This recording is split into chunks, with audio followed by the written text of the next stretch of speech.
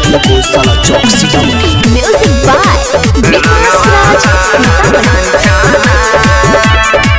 होली भयो सखी जब से शुरुआत हो होता हमरा संगे बड़ी एगो घात हो। होली भयो सखी जब से शुरुआत हो होता हमरा संगे बड़ी एगो घात हो। के बड़ी यारी हम खींच लेला सारी सखी हमारे ऊपर पगला डाले जब रंग मोर देवरवा रंगवा बड़ा पर बड़ाए रंगवा बड़ा छनछना डाले जब रंग मोर देवरवा रंगवा बड़ा पर बड़ाए रंगवा बड़ा छनछना।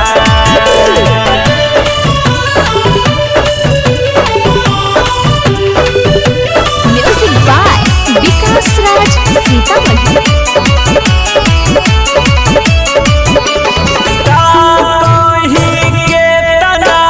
बनल बा कसैया काट मेला साज देता देवर हर जइया काट मेला साज देता देवर हर जइया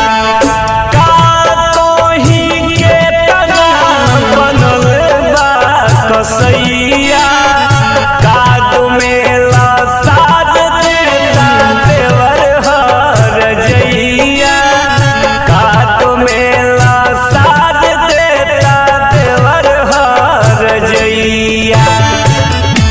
बढ़ल फगुआ में ढेर परेशानी हो कैसे कहीं सखी हम रहतानी हो नहीं बाटे जानकारी उतना बड़ुए अनारी पिचकारी देख दिया मोरा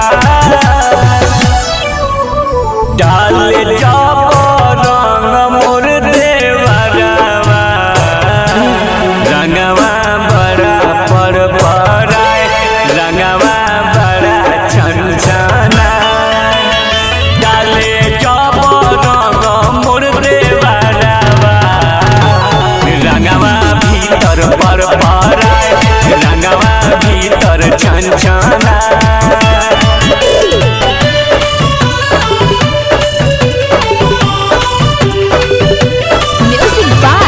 विकास राज सीतामढ़ी।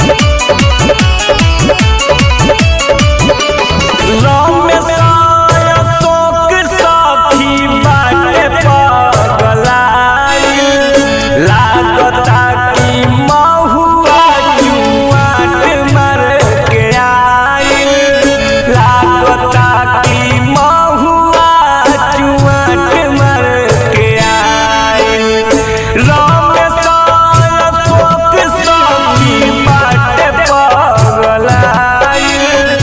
लागता की महुआ जुआट मर के आई लागता की महुआ जुआट मर के आई।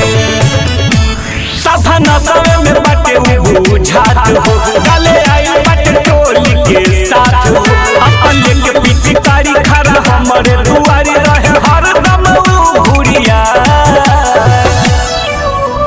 डाले जब रंग मोर देवरवा रंगवा बड़ा पर बड़ाए रंगवा बड़ा छनछना डाले जब रंग मोर देवरवा रंगवा भीतर पर बड़ाए रंगवा भीतर छनछना।